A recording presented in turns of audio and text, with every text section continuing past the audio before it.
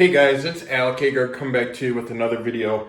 Behind me, I got my 2020 F150 regular cab short bed, and today we're going to be installing the Eaton Detroit True Track locker in the Super 8.8 rear differential on this truck. So as mentioned, my F-150 has a lot of nice things. It's a very nice truck, but one serious problem that it has is right here.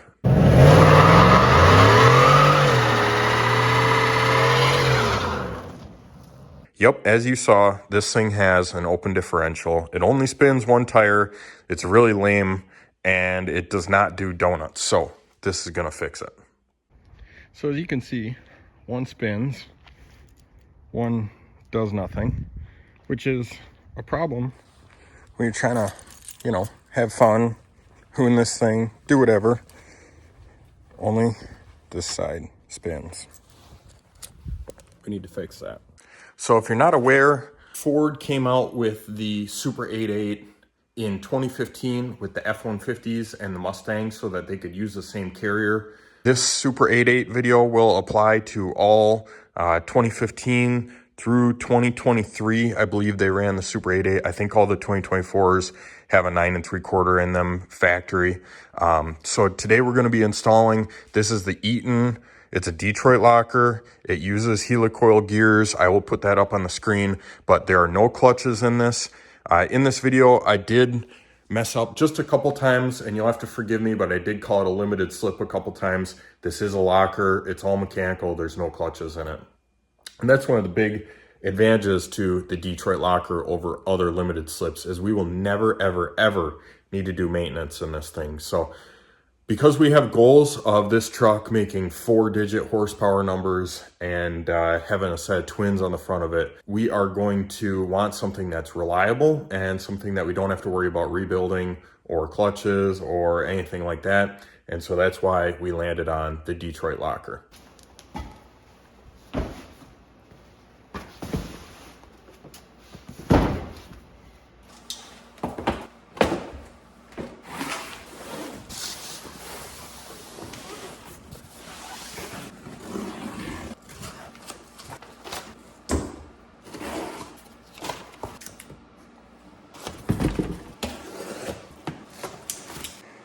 So in here, we had our friends over at Speed Lab hit us up, and they wanted to support the channel and support the build.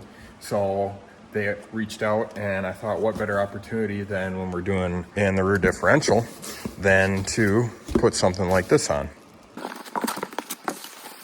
Look at that baby. So this is a fully billet cover from Speed Lab. And you can see on the inside, look at the machine work on this thing. It's actually pretty impressive. Yeah, it's got a drain plug. It's got a fill plug. It's got a level gauge. It's got the fins on it to cool. And it's beautiful. I mean, that thing it looks awesome. Now, it has the shape of a square diff cover.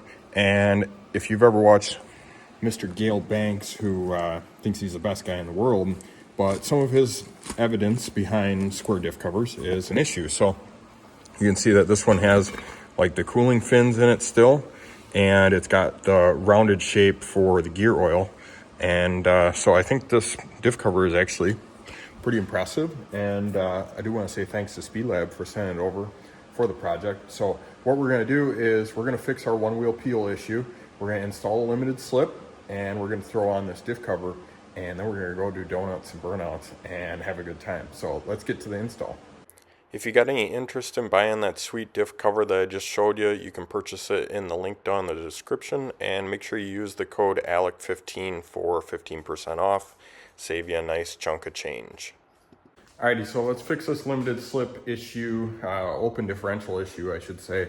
We got the truck up in the air, and I got all my parts laid out. We have a shim kit in case we need it. We got some Prussian blue just to check the gears. I want to measure or take a look at how they line up stock. If we need them, we got them. Got 3 quarts of fluid. We also have our Speed Lab differential cover. This thing's pretty sweet. Looks really good. So first things first, we got the truck up in the air, and next we are going to start draining the fluid out of the differential because that takes time. And after that, we got to start pulling the brakes apart, pull the brakes off, and get the axles out of the center of the differential.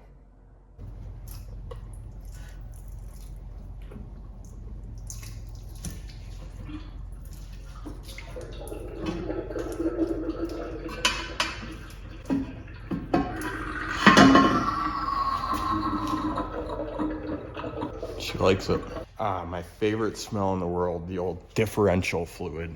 We got the differential, all the cover off, got this gasket surface clean. I got some Loctite non-drying Prussian blue because I'm going to mark up the gears here and just see kind of as a starting point what they kind of have for a pattern on them.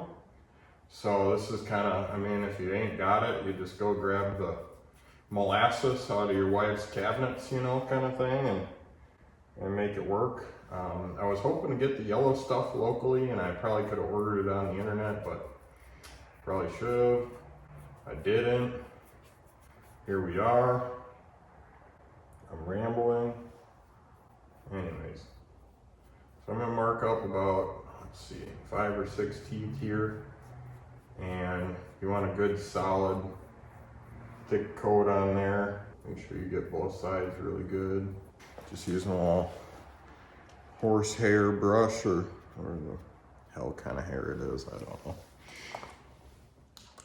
So what we're gonna do is we gotta put a little bit of tension on this, and we're gonna spin the pinion. So I'm gonna get my old drip tray out of the way because we're done dripping.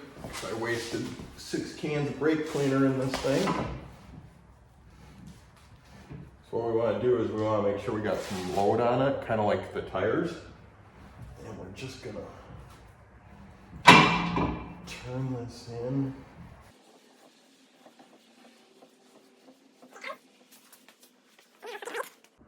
All right, so I had to stop there for a second because it wasn't really obvious. I was actually going the wrong way in the first part of the video that I took. So I ended up going the other way and holding it like this and spinning the pinion. And now we actually have a print on these gears. So you can see right here, this is kind of what we're working with. You can see where it's rubbed clean. And that kind of just tells us where the pinion is riding on the ring. So the pinion is the guy hidden back in there. And that's what's connected to your drive shaft back in there. And then this is our ring, which we need to change our ring out. So you can kind of see this what we're working with. It's actually got a really good pattern. Pretty impressed. So I'm going to take some photos of this just for reference and start tearing apart our brakes so we can get our axles out. All right, so we got the gears blued, checked them out, took some good photos. I started tearing apart the brakes. We got those apart. They're a 24mm bolt, and they're a pretty big bolt too. So I actually had to use some heat. I expected there to be Loctite on there, and there definitely was. So we got them out. Had to use a combination of the big 1,400 foot-pound impact with a swivel and all that fun stuff. So anyways, we got the brakes off, and now we're going to push the axles in a little bit. We're going to get the C-clip out of there, and then we will slide the axles out just enough to get the center section unbolted, pull the center section out. Right now, she's got her guts all tore apart. Here we are with the differential carrier all torn out of the truck. We got the open carrier out. You can see the C-clips on the axles there and the pinion. Here's our carrier, and here's our ring gear. At this point, we need to get that swapped over to our new Detroit locker.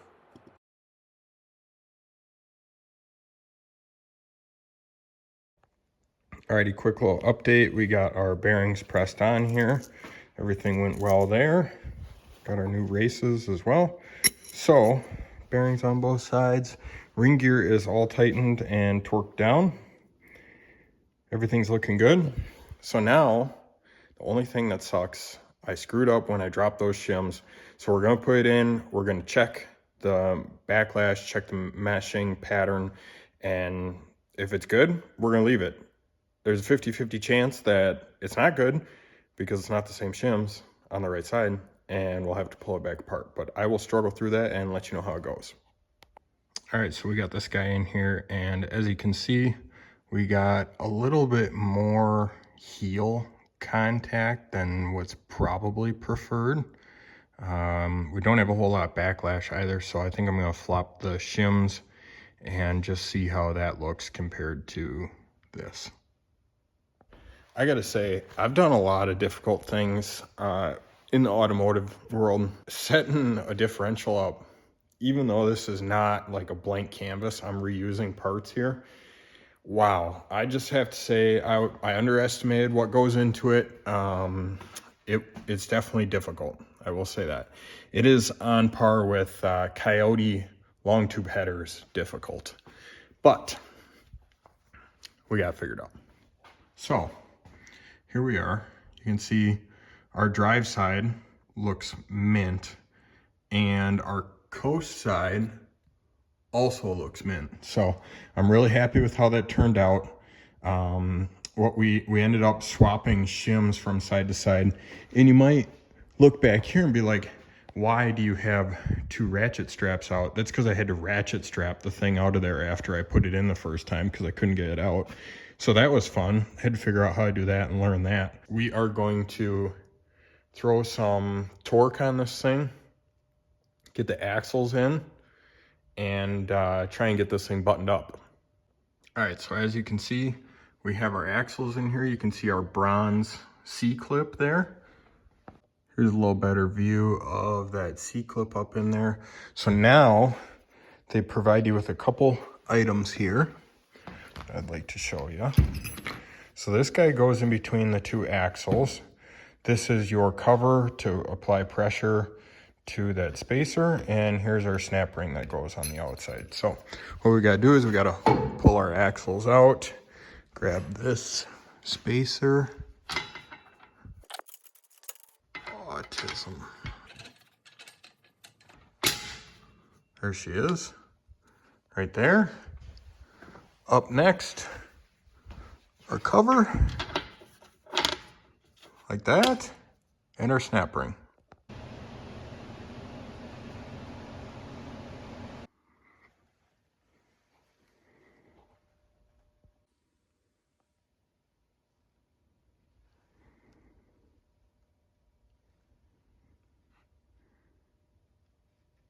All right, we're gonna try our first burnout here. I don't have a camera person, so we're just gonna do a little inside the cab view. But we got in sport mode, we got advanced track off down there.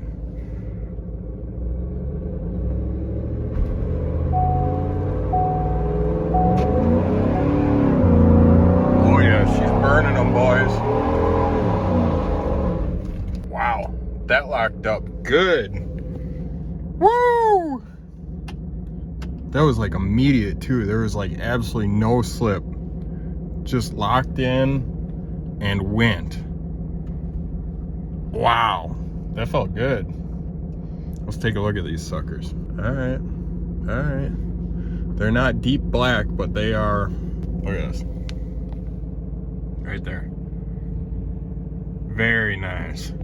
That is a big improvement from what we were working with earlier. So let's get some more video, and I want to rip a donut in this thing.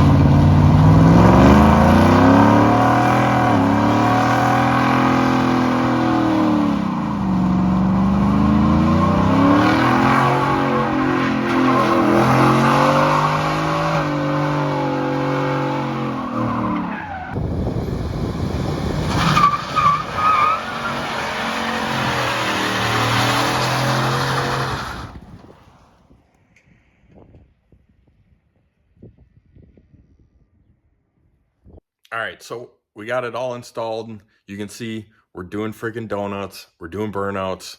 I'm very happy with it. The install was definitely more difficult than just bolting some stuff on, but getting it done, doing it right, and the truck seems to be really liking it.